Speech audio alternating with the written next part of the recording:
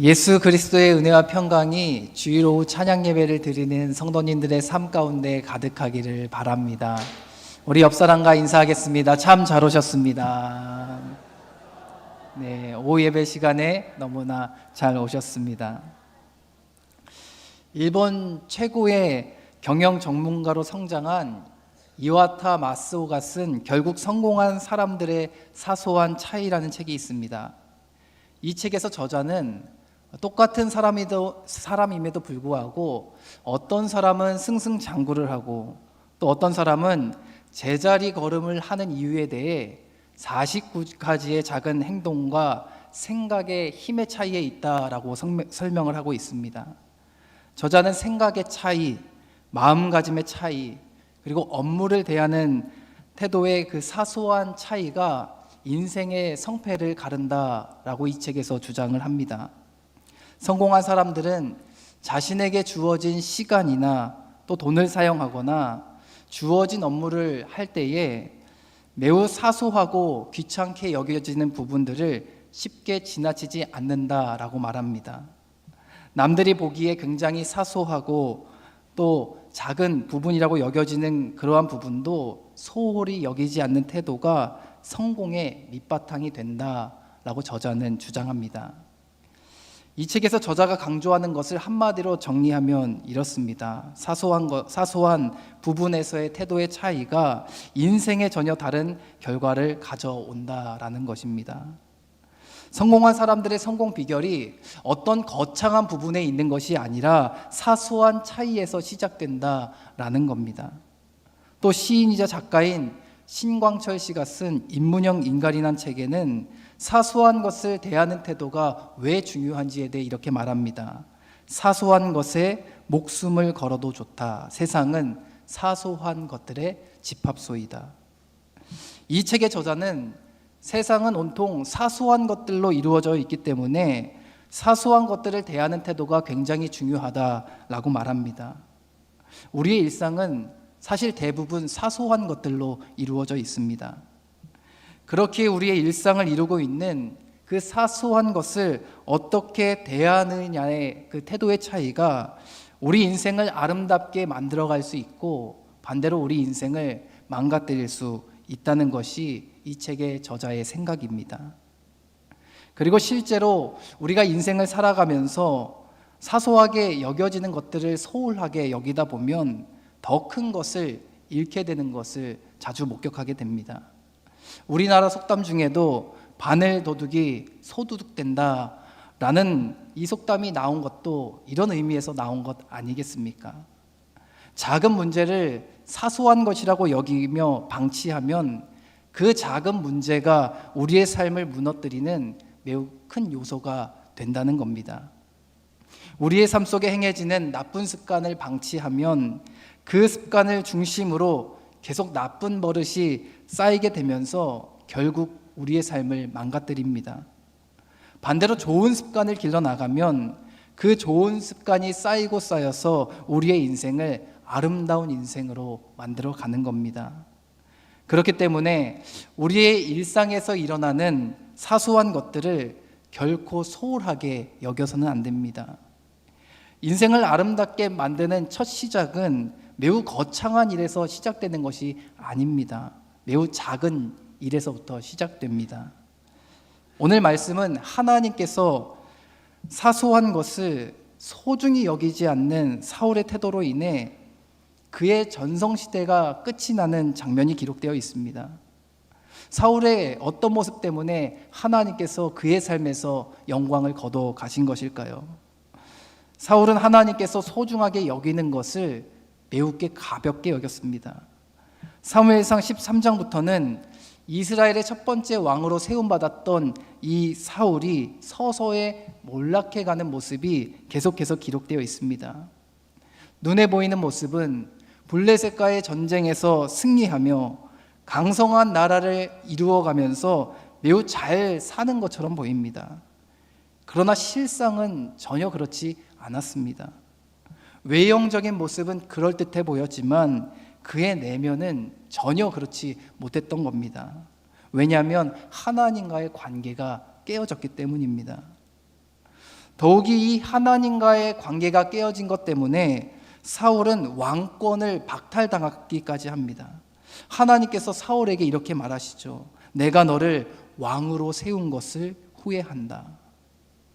하나님께서 사울에게서 왕권을 박탈하신 이유가 어디에 있는 것입니까? 그 이유는 하나님께서 소중하게 여기던 것을 그가 사소하게 여겼기 때문입니다. 오늘 함께 읽은 이 사무엘상 15장의 이야기는 아말렉을 정복하라는 하나님의 명령으로부터 시작이 됩니다. 이 아말렉이 어떤 민족입니까? 출애굽한 이스라엘이 약속의 땅인 가나안 땅을 들어서는 것을 막아서며 가장 먼저 이스라엘을 공격했던 민족입니다. 이 아말렉은 단순히 군사적으로 이스라엘을 가로막았던 민족만은 아닙니다.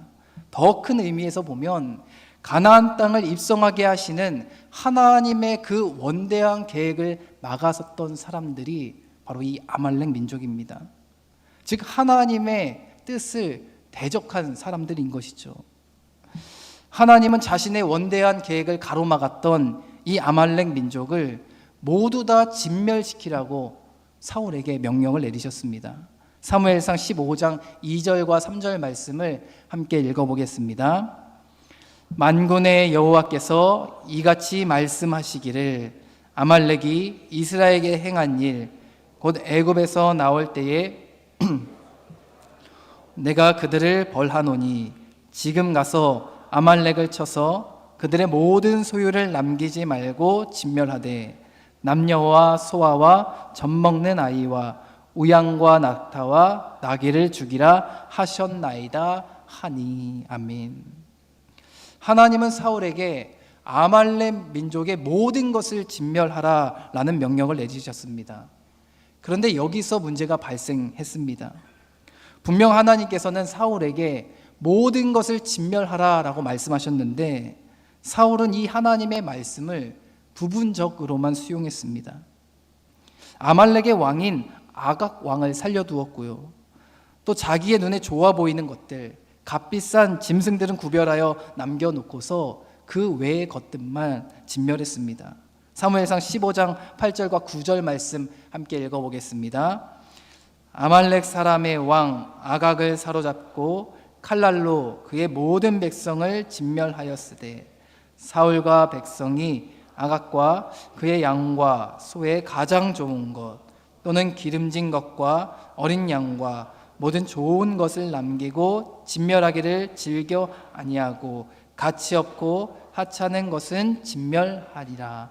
아멘. 그렇다면 왜 사울이 이런 어리석은 행동을 하게 된 것일까요? 왜 하나님의 말씀을 따라서 모든 것을 진멸하지 않고 자기의 눈에 보이는 값비싼 것들, 눈에 좋아 보이는 것들은 남겨놓고 부분적으로만 진멸한 것일까요? 대체 그 이유가 어디에 있었을까요? 저는 사울이 하나님께서 소중하게 여기시는 것이 무엇인지를 올바르게 분별하지 못했기 때문이라고 생각을 합니다. 즉 하나님께서 소중하게 여기시는 것을 그가 매우 사소하게 여겼기 때문이라고 생각합니다. 그런데 사울은 자신이 이런 어리석은 행동을 저지르고 나서도 오히려 당당한 모습을 보입니다.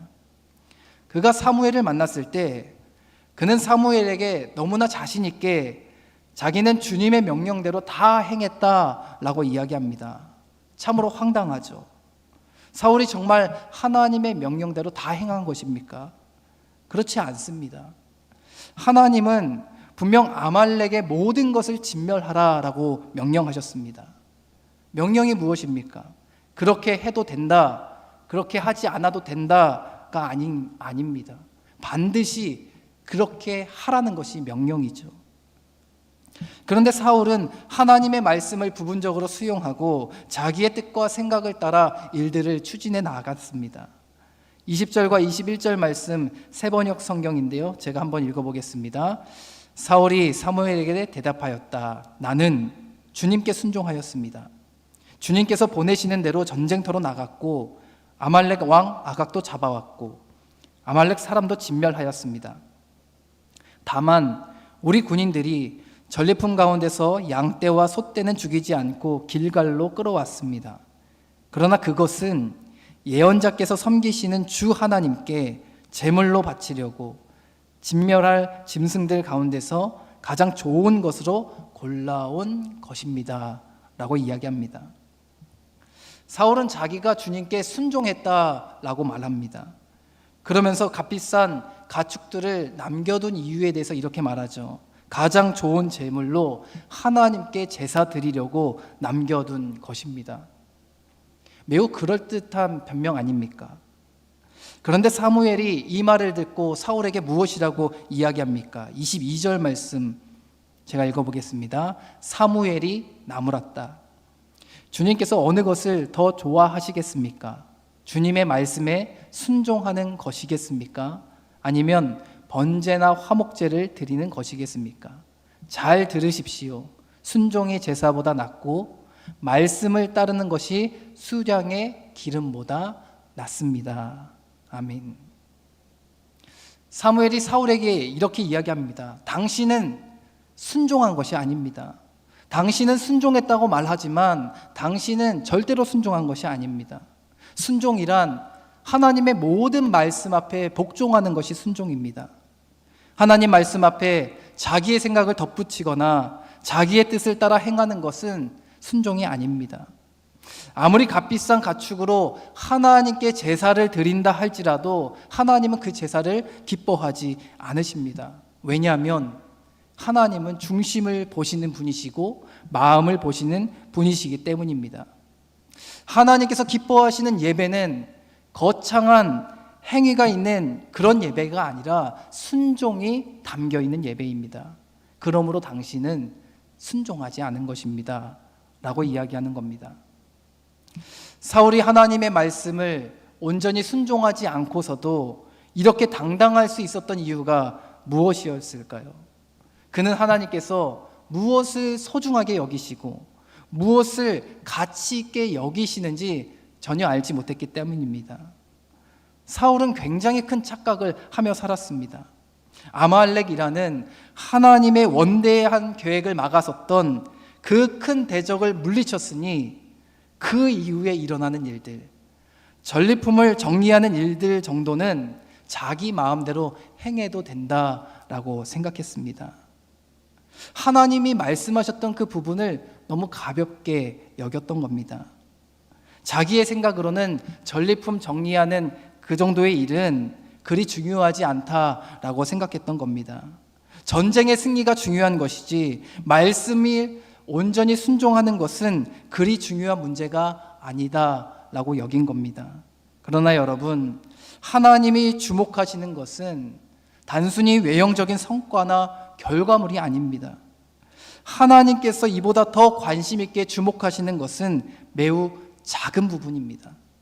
작은 삶의 영역에서 그 사람이 하나님 말씀에 순종하는가, 그렇지 않은가를 주목하십니다. 사울은 하나님께서 매우 소중하게 여기는 그 부분을 너무나 가볍게 치부해버리고 말았습니다.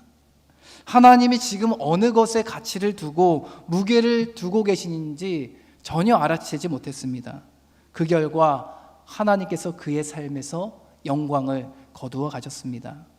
사랑하는 성도 여러분, 여러분의 삶 속에서 아무리 사소하고 작은 일처럼 여겨지는 문제일지라도 하나님의 말씀을 온전히 따르기를 힘쓰시기를 바랍니다. 자기의 생각과 판단으로 사소하고 작은 부분이라고 여겨서 자기 마음대로, 자기가 편리한 대로 행하는 이런 어리석음을 범하지 마십시오. 작은 부분에서부터 하나님의 말씀을 온전히 행하는 저와 여러분의 삶이 되기를 바랍니다. 우리는 이 사울 왕의 이야기를 할 때면 그와 늘 비교되는 다윗의 삶을 살펴보지 않을 수가 없습니다. 왜냐하면 하나님께서는 사울에 대해서는 그를 왕으로 세우신 것을 후회하신다라고 말씀하셨는데 이 다윗에 대해서는 나의 마음에 합한 자다라고 말씀하셨기 때문입니다. 그렇다면 무엇이 그 두 사람에 대한 평가를 이토록 엇갈리도록 만든 것일까요? 대체 어떤 차이가 이렇게 상반된 결과를 낳은 것일까요? 사실 하나님 앞에서의 죄의 경중을 따져본다면 다윗도 꽤나 큰 잘못을 저질렀습니다. 자신의 충성스러운 신하의 아내인 밧세바의 몸을 범했고 또 인구조사를 함으로 자기의 힘을 과시하려고 했습니다. 그도 분명 하나님 보시기에 옳지 않은 일들을 행했습니다. 아니 어찌 보면 사울보다 더 큰 죄를 저질렀다라고 볼 수 있습니다. 사울이 범한 죄는 부분적인 불순종이었다면 이 다윗은 윤리적인 범죄까지 저질렀기 때문입니다. 그러나 왜 하나님께서는 이 사울과 다윗에 대한 평가를 이토록 달리 하시는 것일까요? 우리는 이 부분을 주목해서 살펴보아야 합니다. 어떤 부분에서 이 두 사람의 차이가 났는지를 관심 있게 보아야 합니다. 이 두 사람은 하나님 말씀 앞에 매우 엇갈린 반응을 보였습니다. 다윗은 하나님께서 나단 선지자를 통해 그의 죄에 대해 지적하셨을 때 그는 하나님께 자복하는 마음으로 회개했습니다. 그렇게 지어진 시가 시편 51편입니다. 그러나 사울은 어떻습니까? 그는 하나님께서 사무엘을 통해 자신이 행한 죄에 대해 지적했을 때 그는 회개하지 않습니다. 오히려 자신이 좋은 재물을 남겨둔 이유가 하나님께 가장 좋은 재물로 예배하기 위함이었다라고 변명합니다. 그는 자기의 잘못을 인정하지 않고 자신이 행한 잘못이 별것 아닌 것 마냥 가볍게 치부해 버렸습니다. 아마도 사울은 하나님을 위해 드리려 했던 그 거창한 제사, 그 거창한 행위로 하나님의 말씀을 부분적으로 수용했던 그 죄를 덮어버릴 수 있다라고 생각했을지도 모릅니다.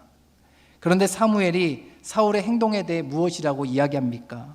사무엘상 15장 22절 23절 말씀 제가 읽어보겠습니다. 사무엘이 나무랐다. 주님께서 어느 것을 더 좋아하시겠습니까? 주님의 말씀에 순종하는 것이겠습니까? 아니면 번제나 화목제를 드리는 것이겠습니까? 잘 들으십시오.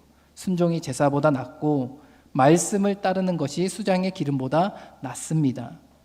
거역하는 것은 점을 치는 죄와 같고 고집을 부리는 것은 우상을 섬기는 죄와 같습니다. 임금님이 주님의 말씀을 버리셨기 때문에 주님께서도 임금님을 버려 왕이 되지 못하게 하셨습니다. 아멘. 사무엘은 사울에게 무엇이 더 중요한지에 대해 분명하게 가르쳐 주셨습니다. 하나님이 기뻐하시는 것은 거창한 예배 형식이 아니라 그 예배자의 태도를 주목하신다는 겁니다. 예배자의 마음과 중심을 바라보신다는 거죠. 예배자가 하나님 말씀에 얼마나 가치를 두고 하나님 말씀을 소중하게 여기는지를 주목하여 살펴보신다는 겁니다. 그 사람이 하나님의 말씀을 작은 행동에서부터 적용하고 실천에 나가는지를 하나님께서는 주목하십니다. 오늘 우리의 삶에 한번 적용해 볼까요? 하나님은 어떤 예배자를 기뻐하시겠습니까? 단순히 예배 형식을 잘 지켜서 하나님께 예배드리는 사람을 기뻐하실까요?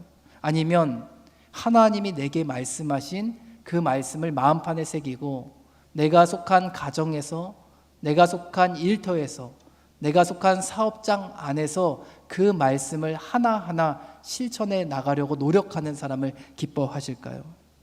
저는 확신하건대 후자일 거라고 생각을 합니다. 이 사울의 죄는 하나님의 말씀을 가볍게 여기는 태도에서 기인했습니다. 하나님은 아무리 사소한 영역이라 할지라도 하나님의 말씀에 의한 선택과 행동을 하기를 원하셨습니다.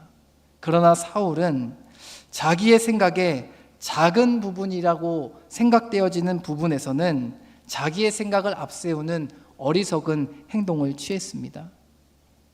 이러한 작은 부분에서 말씀을 대하는 그 사소한 차이가 하나님으로부터 극명하게 엇갈리는 평가를 받게 된 것입니다. 작은 차이가 처음에는 굉장히 미세한 차이 같아 보이지만 시간이 흐르면 너무나 다른 결과를 초래하게 됩니다. 우리도 이런 경우를 자주 보게 되지 않습니까? 제가 중학교 시절에 학교 체육대회를 준비하면서 50m 달리기 라인을 그린 적이 있습니다. 저의 역할은 그 50m 라인을 8개 라인을 잘 그려내는 것이었습니다. 근데 제 나름대로 잘 그렸다라고 가서 끝에 지점 가서 돌아봤더니 일직선이 아니라 삐뚤어진 대각선이 되어버리고 말았습니다. 어디서부터 잘못된 것일까요? 첫 시작점에서 출발할 때 각도가 미세하게 틀어졌던 것이 끝점에 도착하니까 기울어진 대각선이 되고 말았습니다. 이 미세한 각도의 차이가 나중에는 큰 차이를 불러일으킨 겁니다. 이처럼 말씀을 대하는 사소한 태도의 차이가 하나님과의 관계를 점점 더 멀어지게 하는 겁니다. 이 정도 영역에서는 괜찮겠지. 이 정도 부분에서는 내 생각대로 해도 괜찮겠지 라며 작은 부분에서 하나님 말씀보다 자기의 생각과 경험을 앞세워 판단했던 그 어리석음이 하나님으로부터 우리를 점점 더 멀어지게 만드는 것입니다. 그러므로 여러분, 사소한 영역, 사소한 부분, 작은 것에서부터 하나님 말씀에 순종하는 훈련을 해 나가시기를 바랍니다. 아주 사소한 부분에서부터 하나님의 말씀을 따라 애쓰려고 노력해 보십시오. 순종 훈련은 작은 영역에서부터, 사소한 영역에서부터 시작되어야 하는 것입니다. 이 순종은 어떤 중차대한 문제 앞에서만 행하는 것이 순종이 아닙니다. 순종은 작은 부분에서부터, 사소한 영역에서부터 행해야 하는 것입니다.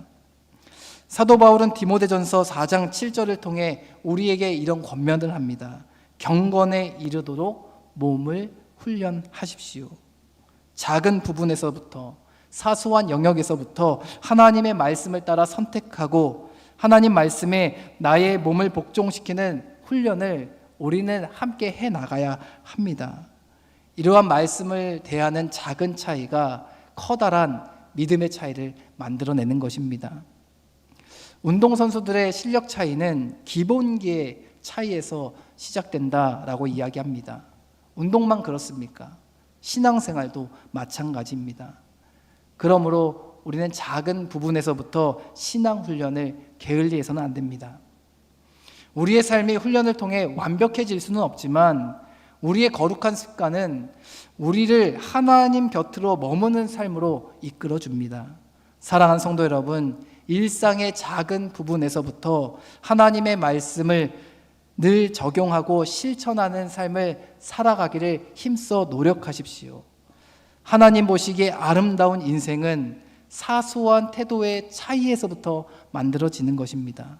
하나님께서 소중하게 여기시는 것을 나도 함께 소중히 여기고 하나님의 말씀을 작은 영역에서부터 지켜나가려고 부단히 애를 쓰고 노력할 때 하나님이 기뻐하시는 아름다운 인생을 만들어갈 수 있습니다. 바라기는 저와 여러분이 이러한 말씀을 대하는 작은 사소한 태도의 차이가 믿음의 커다란 차이를 만들어낸다는 사실을 기억하므로 하나님 보시기에 아름다운 인생을 만들어가는 저와 여러분들의 거룩한 인생이 되길 주님의 이름으로 간절히 축원합니다.